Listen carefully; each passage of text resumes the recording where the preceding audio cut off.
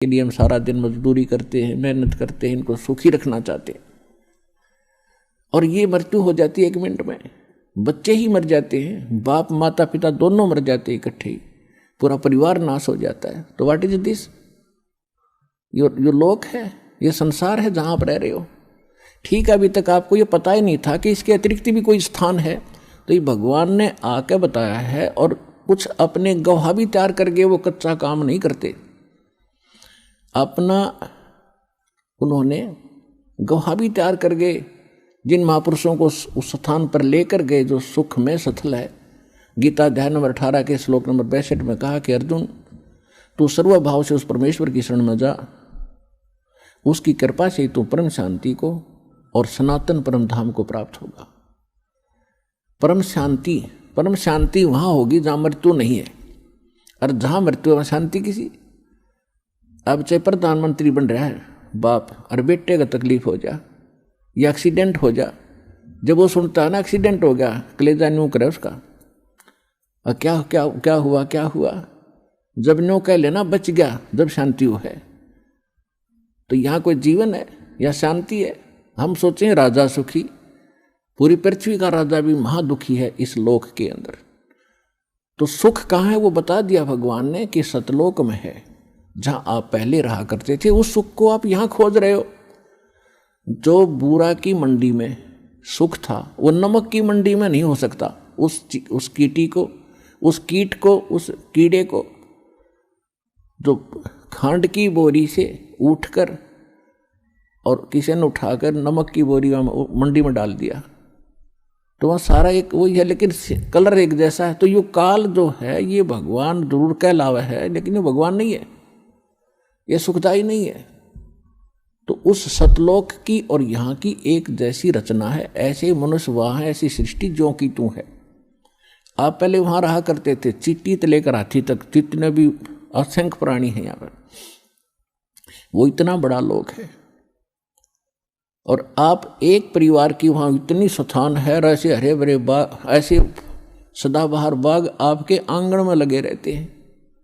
बड़े बड़े महल हैं तेज पुंज के बने हुए, जैसे यहाँ मिट्टी है 5 तत्वों से बना सारा कुछ, पेड़ भी पौधे, वहाँ 1 तत्व से बने, नूर तत्व से। और उसको छोड़कर आप यहाँ आ गए, आप यहाँ खोज रहे हो सुख के, काम करूँ नहीं और सुख गणा हो, बैठे बैठे सारा कुछ मिल है, ये तो वहाँ मिल जाएगा। तो इसकी नकल काल न करा कि स्वर्ग और महास्वर्ग। अब वहां आपको बैठों को जरूर मिलेगा स्वर्ग महास्वर्ग में, लेकिन पूंजी आपकी खत्म हो रही है। और वहां पूंजी बिल्कुल खत्म नहीं होती, क्योंकि आप अपने बाप के घर पर होगे। बाप के घर पर कोई किराया थोड़ा देना पड़ता है, वो परम पिता है हमारा। तो वहां तो यहाँ स्वर्ग में जो पूंजी खत्म हो जाएगी, आपको फिर पृथ्वी पर पटक देगा, झाड़ा लेकर के आपको चूस कर आपके पुण्यों को खत्म करके यहाँ पटक देता है। और वहाँ कभी पुण्य खत्म होते ही नहीं। जो प्राणी वहाँ जाएगा वो पुण्यों से इतना परिपूर्ण पुण्य हो जाएगा इस भक्ति, सत भक्ति से, और फिर अपने भगवान के पिता के घर चले जाएंगे। फिर वहाँ समस्याएं समाप्त हो जाती है। तो ये कहने का भाव ये है कि इस लोक की तुम इच्छा कम करो, यहाँ की सुविधाओं से भी मुंह मोड़ो थोड़ा सा। जितना ज्ञान आपको होता जाएगा उतना ही आप यहाँ से उल्टे हटोगे, तभी उस परमात्मा के निकट पहुँचोगे। यदि आप यहीं की कार कोठियों की डिमांड करते रहे भगवान के आगे, तो आपका मूल काम फिर रह जाएगा। परमात्मा आपको वो वस्तुएं अवश्य देगा जो कलयुग में जरूरी है। कलयुग में क्या जरूरी है? व्हीकल, जैसे मोटरसाइकिल है, कार है, या अन्य कोई सुविधाजनक कोई वैसे गाड़ी ठीक चलनी हो। बस में भी आदमी आसानी से जा सकता है, ट्रेन से भी जा सकता है, आना जाना उसमें कौन सा, गाड़ी में बैठे बात से कि कौन सा देवता बन जाए, रेल में बैठ न, इसमें कार में बैठ गया है तो आदमी है। तो जो भक्ति नहीं करता वो चाहे हेलीकॉप्टर ले रहा हो, वो तो पत्थर है और भगवान के लिए यूजलेस है। इसलिए परमात्मा कहते हैं, राम रटत निर्धन भलो, टूटी घर की छान, वो कंचन महल किस काम के, जहां भक्ति नहीं भगवान। कि परमात्मा को बच्चा प्यारा है, चाहे निर्धन हो, और इतना निर्धन हो कि घर की छत भी टूटी हो, और मेरी परमात्मा की भक्ति करता हो, और उस कंचन महल को क्या करे जिसका वो किस काम के, सोने के महल जहाँ परमात्मा की भक्ति नहीं। तो भक्ति कितनी जरूरी है, कितनी आवश्यक है और कितनी महत्वपूर्ण है, इसकी कितनी कीमत है, ये आपको सत्संग से पता चलता है। तो आपको नहीं पता तो किसी की माननी अवश्य चाहिए जो बता रहा है। और एक तो बताया करें अपना अनुभव, वो तो संत अलग हैं। दास बताता है भगवान की बताई हुई, तो भगवान के बताए हुए में कोई त्रुटि नहीं हो रह सकती, ये तो आप बिल्कुल सत्य मान लो। ये तो माननी भी चाहिए कि भगवान जो कहता है वह फाइनल है। इंसान के कहे में त्रुटि हो सकती है, भगवान के कहे में नहीं हो सकती। तो दास अपना नहीं बताता अनुभव, भगवान का बताया ही बताता है। और जो उन्होंने ज्ञान दिया वो आपको सुनाता हूँ। और जिन महापुरुषों को भगवान सत्य वहाँ लेकर गए फिर वापस छोड़ा, उन्होंने जो ज्ञान दिया वो आपके रूबरू करता हूँ कि उन्होंने भी ऐसा ही कहा है और परमात्मा ने स्वयं आकर भी यही बताया है। तो फिर ये तो निरसंशय हो जाना चाहिए आपको कि दास जो कह रहा है वो फाइनल है, वो सत्य है। तो सत्य को ग्रहण करने की आदत बनाओ। बच्चे खिलौनों को सत्य मानते हैं क्योंकि उनकी बुद्धि इतना काम नहीं करती।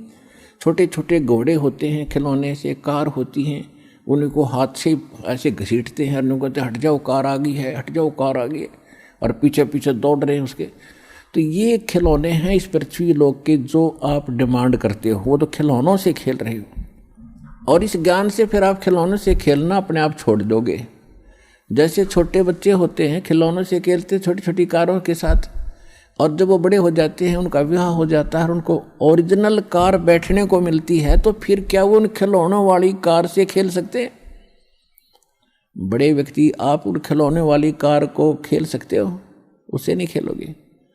इसी प्रकार जब आपके विचार इस ज्ञान से मैच्योर हो जाएंगे, यहाँ से उठेंगे ऊपर को, तो जब आपको ऊपर के सुख का ज्ञान होगा, फिर आपकी इन यहाँ के खिलौनों में रुचि नहीं रहेगी।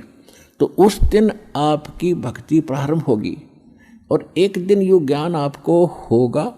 भगवान ने आपको शरण में लिया है तो आपकी ऐसी स्थिति बनावेगा।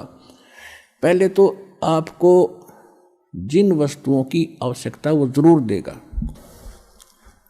अब आप यहाँ आते हो तो कोई तो रोग से दुखी है, कोई कर्जे से दुखी है, कोई अन्य कोई पुत्री के साथ कोई गलत घटना घट रही है, भाई कोई किसी केस से पीड़ित है, कोई किसी कारण से। और जो भी ज्ञान और भक्ति दी जाती है आपकी वहीं नष्ट हो जाती है, क्योंकि आप भक्ति करते हो, फिर 36 आपके ऊपर आपदाएं हैं, उनसे अर्जी लगाते हुए भगवान ने हो जाती, वो आपकी साथ साथ खत्म होती है। तो परमात्मा आपको कैसे ठीक करेगा? एक बार किसी के ओठ का चोट लगी, ओठ के, और किसी ने दवाई बता दी कि इसके होठ का हलवा बना के बांध दो। अब थोड़ा सा हलवा बनाया 10-20 ग्राम देसी घी का, उसके ओठ पर रख दिया। ओठ पर रखते हुए भीतर कर गया, भूखा था, उसने फेर दरिया, वो फेर खा गया। एक समझदार से ने बताया कि अच्छा बना दो, और पहले इसने भीतर से भरो, जब ओठ पर टटेगा अंदर से फुल करो इसको, जब टेकने देगा ये ओठ पे। तो पहले ये परमात्मा पहले आपको अंदर से भरेंगे, और जब इस औषधि ने ओठ पे टेकने दोगे आप, जब आप ऊपर न चालन की सोचोगे,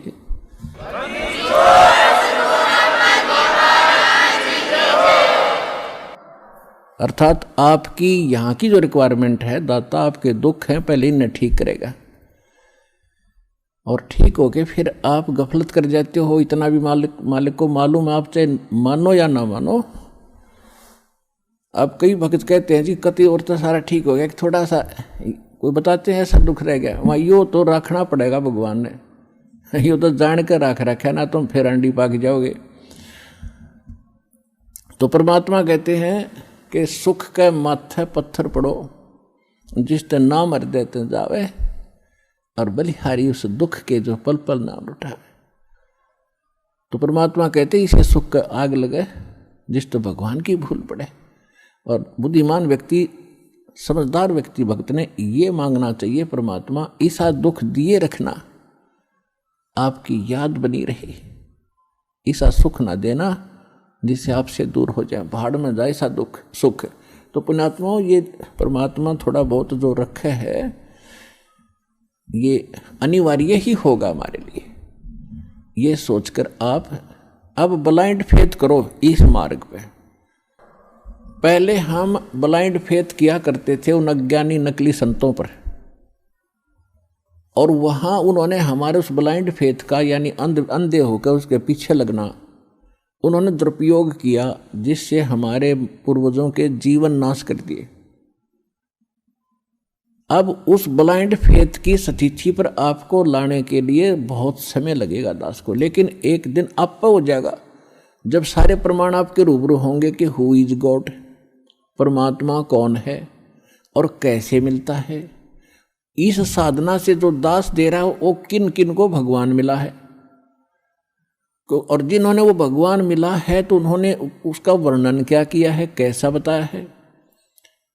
तो वही साधना जिन महापुरुषों ने जिस साधना के करने से परमात्मा मिले हों, और वो आपके रूबरू कर दिया, क्योंकि आप स्वयं नहीं पढ़ सकते अध्यात्म लिटरेचर को, उसके लिए टीचर की आवश्यकता होती है सिलेबस को पढ़ाने के लिए। तो हमारा अध्यात्म का जो टीचर सिलेबस है ये पवित्र ग्रंथ हैं सभी धर्मों के, पवित्र बाइबल, पवित्र कुरान शरीफ, पवित्र गुरु ग्रंथ साहिब जी, पवित्र कुरान, पवित्र वेद, पवित्र श्रीमद् भगवद गीता जी। तो ये हमारे अध्यात्म मार्ग के एक सिलेबस है, पाठ्यक्रम है। और पाठ्यक्रम को गुरु यानी टीचर जान सकता है। आपको बताया कि गुरु कौन है, गुरु भगवान हो सकता है, दूसरा गुरु हो ही नहीं सकता। क्योंकि गुरु सारी सतगुरु कहो, गुरु कहो, सतगुरु इसलिए कहना पड़ गया कि नकली गुरु नहीं होंगे, नहीं तो गुरु शब्द पर्याप्त है। गुरु माने रास्ता दिखाने वाला, सच्चा रास्ता दिखाने वाला। लेकिन झूठे गुरु हो गए इसलिए सतगुरु की आवश्यकता पड़ेगी। तो सतगुरु कहो और उसको गुरु कहो, परमात्मा ही आते हैं और वो ही गुरु हो सकते हैं, और गुरु है ही नहीं। बाकी तो गुरु सभी आपको बता दिया, किसी ने बाल काटने सिखा दिया उसका गुरु हो गया, ये छोटी मोटी अध्यापक शिक्षा को अक्षर ज्ञान करा दिया उसका वो गुरु हो गया। ये गुरु अलग है। अध्यात्म मार्ग के गुरु का सत्संग में रोल होता है। यदि यहाँ गुरु होते तो भगवान को आने की आवश्यकता ही नहीं थी। अपनी रची हुई सृष्टि को अनुभव से भगवान ही बता सकता है, जीव कैसे जान सकता अपने अनुभव से। तो असंख्य ब्रह्मांडों का रचनहार परमात्मा स्वयं आए थे। आप सृष्टि रचना में जब देखते हो, दास ने बहुत बार आपको सुनाया भी है, उसकी कैसेट सीडी डीवीडी बना रखी है भक्तों ने, पुस्तक भी लिखी है।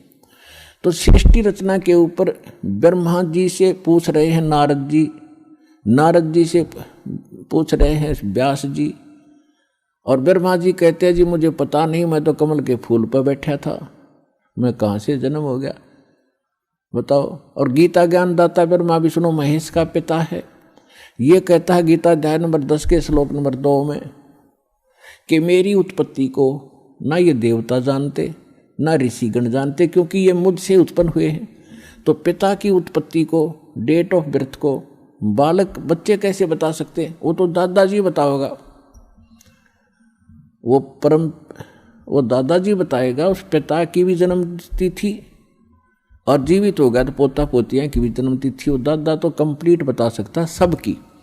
तो इसी प्रकार ये जो ब्रह्मा विष्णु महेश ये काल से उत्पन्न हुए हैं, ये नहीं जान सकते, उस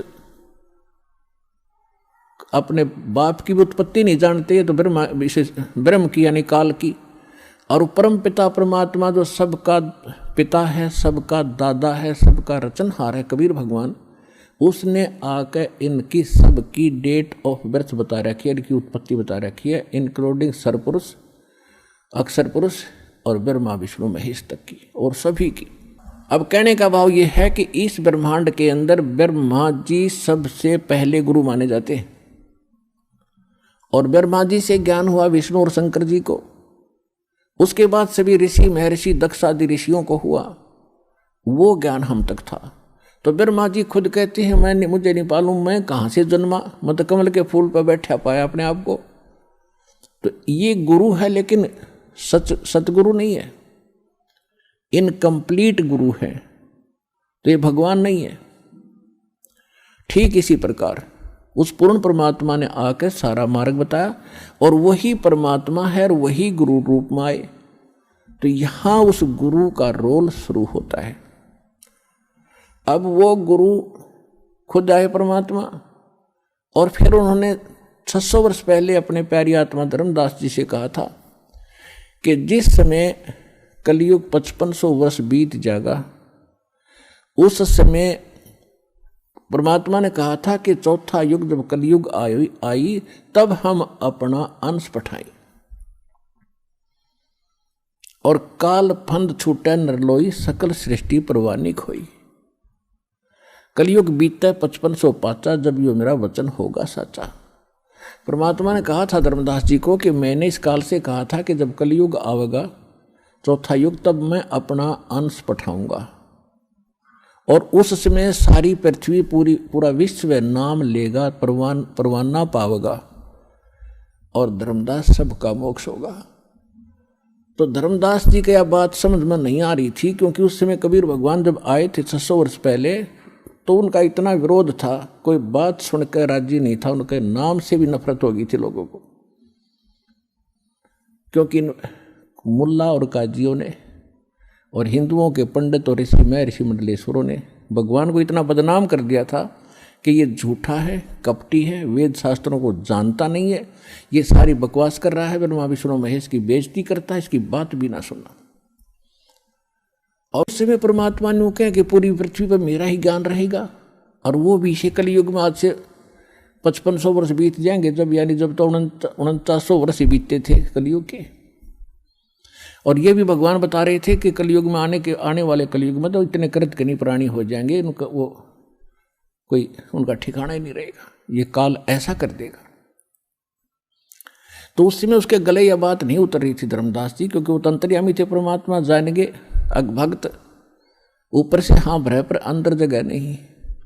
तब परमात्मा ने कहा था कि ये जो मैं कह रहा हूं ना पूरा विश्व नाम लेगा, ये वचन मेरे उस समय सच्चे होंगे जब 5505 वर्ष बीत जाएगा कलयुग। 1997 में 5505 कलयुग पूरा हो जाता है। 1997 में परमात्मा इस दास को पुनः मिले थे और 1994 से दास ये प्रचार कर रहा है। तब तक सार नाम नहीं दिया जाता था, इक्का दुक्का भक्त को मैं देता था। उसके बाद परमात्मा ने कहा कि अब ऐसे खोल दे पिटारे को, खोल दे ये और शुरू कर दे। अब आ गया वो समय जिसके लिए हम इतने प्रयत्न कर रहे थे, किसी प्रकार ये ज्ञान, ये नाम, ये भक्ति सुरक्षित रह सके। अरब ला दे बौछार मेरे बच्चों पर। तो ये वो 5505 वर्ष वाला समय आ गया। तो कहने का भाव ये है, जब उसने परमात्मा धर्मदास जी को उसमें बता रहे हैं, काल ने कहा था कि 12 पंथ करूं मैं साजा, नाम तुम्हारा ले करूं आवाजा। अरे 12 पंथों में 12 पंथ चलाऊंगा, 12 पंथ, और 12 पंथों में जो नाम लेगा वो मेरा ही, मेरे मुंह में आवेगा। और अनेक पंथ चलाऊं या विद जीवों को भरमाऊं, जाओ जोग जीत संसारा, जीव न माने कहा तुम्हारा। जीव तुम्हारा कहा न माने और हमारी ओढ़ हो बात बखाने। ऐसे नकली संत भेज के 12 तो कबीर पंथ के और अनेक राधा स्वामी ऋषि निकली जितनी ब्रांच हैं, ये निरंकारी वगैरह, ये सुदानसुर आसाराम जैसे, ये कृपाल और ये सारे जितने ब्रह्म ऋषि जैसे, ये कुमार स्वामी ने कक्का पता नहीं और कितनी दुनिया को भ्रमित कर दिया। तो ये सब काल के पंथ थे। तो काल ने कहा था और अनेक पंथ चलाऊं या विद जीवों को भरमाऊं, देवल देव और पत्थर पुजवाऊं, और तीर्थ व्रत और नकली जप तप मन लाऊं, इन में उलझा दूंगा। तब परमात्मा ने कहा था कि कलयुग जो 5500 12वां पंथ गरीबदास का पंथ होगा। कबीर परमेश्वर ने 600 वर्ष पहले कहा था धर्मदास जी को कि 12वां पंथ जो होगा उस कबीर पंथ के नाम से चलने वालों में गरीबदास जी का होगा। और परमात्मा को ये भी मालूम था कि मैंने जो अपना अमृतवाणी बोली है कबीर सागर में, कबीर साखी में, कबीर दोहावड़ी, कबीर बीजक में, इनमें ये काल के दूत कुछ ना कुछ गड़बड़ी जरूर करेंगे। जो 12 पंथ चलेंगे, 600 साल बीतेंगे, तो उसकी पूर्ति के लिए अपनी प्यारी आत्मा गरीबदास जी के माध्यम से अपनी महिमा की वाणी पुनः परमात्मा ने बुलवाई। और उसमें कहा है कि 12वें पंथ प्रगट हो बाणी, शब्द हमारे का निर्णय ठानी। ये असंख्य जन्म छोड़ नहीं पावे, ये 12 पंथ हम ही को धावे। मेरा नाम लेंगे, कबीर जी को मुख्य मानेंगे, लेकिन इनके पास यथार्थ भक्ति ना होगी, और जिस कारण से असंख्य जन्म भी उस स्थान पर नहीं जा सकते जहाँ जाकर फिर लौटकर कभी संसार में नहीं आना होता। कि फिर धर्मदास जी चिंतित हो गए कि भगवान फिर कैसे बात बनेगी।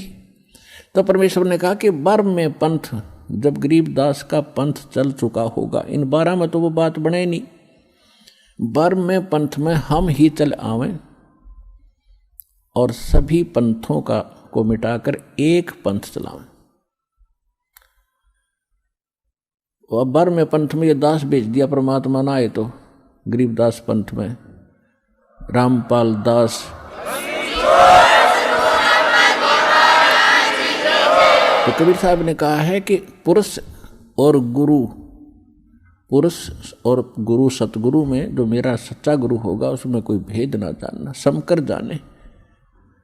मम संत मुझे जान मेरा ही स्वरूपम, परमात्मा ने कहा है मम संत, मेरे संत को मुझे ही जान, मेरा ही स्वरूपम। तो गुरु और सतगुरु, गुरु परमात्मा, सतगुरु परमात्मा स्वयं होते हैं, सतगुरु कहो चाहे गुरु कहो। और फिर पृथ्वी पर वही सतगुरु होता है जो उसका कृपा पात्र और या वो स्वयं ही आते हैं। तो अब कहने का भाव यह है कि इस 21 ब्रह्मांड में इस दास के अतिरिक्त इस पृथ्वी पर छोड़ कहीं गुरु नहीं है इस मार्ग के जानने वाला वर्तमान में।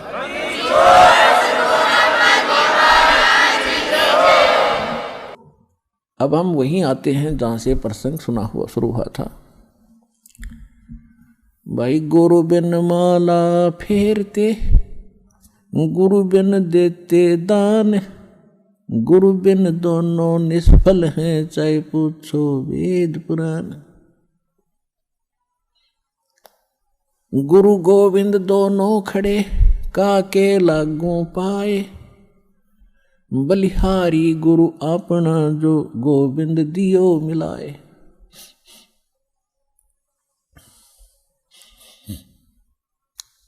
अब जो प्रसंग थोड़ा सा बीच में रह गया कि सतयुग में आप जन्मे, फिर आप वही आत्माएं जो कलयुग इस भक्ति को पाकर अभी तो सभी पार होंगे, ठीक है, जो अब नाम ले रहे हैं, जो अब नाम लेकर दृढ़ता से लग गए तो इस जन्म में पार हो जाओगे, ये सत्कर मान लेना। कहते हैं जीवन तय थोड़ा भला, जय सत्य सुमरण हो, और लाख वर्ष का जीवन वही लेख दरे न को।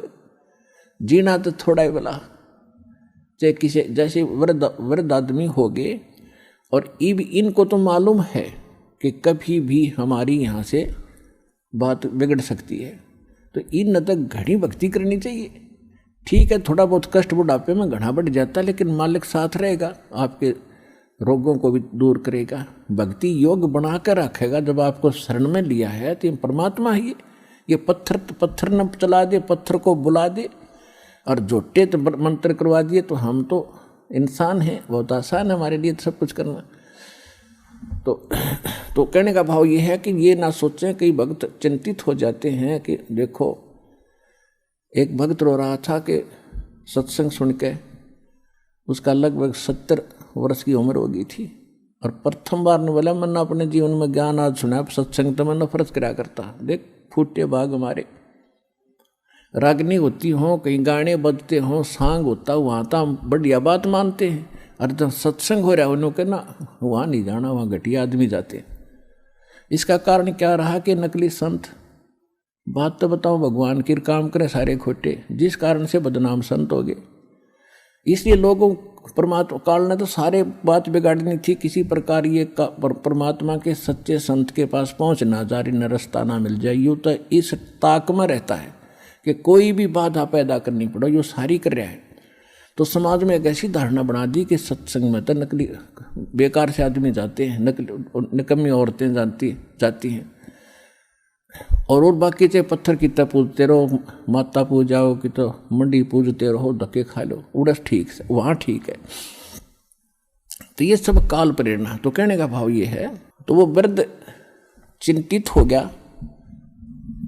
और रो बैठ के आंसू पड़े, कहने लगा महाराज जी मेरा क्या बनेगा। मैंने तो पहली बार सुनाई वो ज्ञान आज, मैं तो घनी नफरत मान्या करता इन संतों से, और मुझे नहीं मालूम था इतनी बढ़िया बात। और जीवन मेरा तो जीवन नाश हो लिया, सारी उम्र पशु की तरह कमाया हूँ। 4 किले जमीन, एकड़ जमीन थी, 16 किले बना दिए मैंने अपने बच्चों के लिए। 2 बच्चे हैं और आज ये अपना ठाठ से रह रहे। लेकिन आपके ज्ञान से पता चला मैंने अपने लिए तो कुछ ना किया, अब मैं कैसे कर पाऊंगा, मैं तो कभी भी मर जाऊंगा। उसकी बुरा हाल देखा तो मैंने उसको समझाया कि अभी तक कुछ नहीं बिगड़ा आपका। अब जैसे कुएं में बाल्टी गिरती हो, पहले बहुत गहरे गहरे कुएं हुआ करते, 100 150 फुट नीचे तक, और खोद कर बना करते उसे जल निकालने के लिए एक लंबी रस्सी, नेजू बोलते हैं उसको, नेजू होती थी, उसका बाल्टी बांध करके कुएं में डालते थे। एक लकड़ की पुली सी बनाकर उसके ऊपर डालकर ऐसे खींचा करते थे। वो कई बार गलती से हाथ से छूट जाती, उधर लंबी तो बहुत लंबी होती थी, 100 150 फुट दूर तक खींच कर ले जाते थे, वहां छोड़ देते थे। उधर से उसने कुएं में डाल दी, जो वहां खड़ा था या नहीं था, वैसे अपने आप भी करना पड़ जाता ऐसे कई बार, और उधर से हाथ से छूट गई। तो वो क्या करती थी, रस्सी, बाल्टी नीचे जा रही है कुएं में और रस्सी हाथ से छूट गई, और वो भी आगे धीरे धीरे सरकती जा रही है, और वो रस्सी रहेगी 2 फुट की, गिरने में सारी जा चुकी है कुएं में, और भाग दौड़ के कोशिश करके उसका लास्ट भी पकड़ ले, एंड, उसको पूछड़ी बोल रहे, पूछड़ी एंड ने, वो पूछड़ी भी मिल गई, हाथ में आ गई तो कुछ भी ना गया, बाल्टी भी आ गई, पानी भी आ गया। तो इसी प्रकार आपका कुछ नहीं बिगड़ा अभी तक। मनुष्य जीवन रहते और ये सतभक्ति मिल गई तो आप कहवा पूछड़ी हाथ में आ गई, एंड ठा गया इस जीवन का, और दोनों हाथों में डके खींच लो विष्णु, यानी भक्ति करो डट के, इस जन्म में बेड़ा पार हो जाएगा। जीवन ते थोड़ा भला जय सत्य सोमरण हो, ये लाख वर्ष का जीवन लेख धरे ना कोई। लाख वर्ष भी हमने जी के देख लिया। तो जो प्रश्न चल रहा है कि सतयुग में आपकी पूंजी खत्म हुई, उसके बाद त्रेता में आपने बड़े बड़े खूब अच्छे जीवन व्यतीत किए, कोई दुख विशेष नहीं होते थे, और फिर इसी प्रकार द्वापर में, अब कलयुग के प्रारंभ में भी घना सा दुख नहीं था। अभी तक परमात्मा में आस्था भी थी। अब काल ने इस बिजली पीढ़ी में बिजली गिरनी थी। आप देख रहे हो, दास का जन्म 8 सितंबर 1951, 8/9/51 में 1951 को हुआ था, और उससे पहले कभी माहौल देखा हमने, किस प्रकार रहा करते थे, कितना सिंपल जीवन जीते थे, कैसे नेक विचार उन महापुरुषों बुजुर्गों के होते थे, कैसा आपस में प्यार होता था वहां केवल। अब फिर उसके बाद दास ने देख लिया, उसके बाद ये 50 वर्ष के अंदर अंदर ये कितना परिवर्तन हो गया। दिन और रात का कहते हैं, जमीन आसमान का अंतर हो गया। इंसान की भावना बदल गई, विचार बदल गए, रहन सहन बदल गए, और भगवान से कोसों दूर हो गए। और जिनमें भगवान की आस्था थी वो नकलियां के फंसा दिए काल ने, इन ग्रुप के ग्रुप बना दिए, कितने बड़े बड़े करोड़ों जीवों का नाश कर दिया इन नकली संतों ने। ये पुण्यात्मा ये थे तो पुण्यात्माएं इन्हीं में से बचे हुए थे जो आप भक्ति करेंगे ना, और जो ना पार होंगे उनको काल, उनकी इतनी कमाई बन जाती है कि वो स्वर्ग में महास्वर्ग में खा के फिर भी, और यहाँ भी आ जाते हैं, राजा बनकर चले जाते हैं, फिर स्वर्ग में बैठा देता है उनको। और फिर उन्हीं में से कुछ और विशेष पुण्यात्मा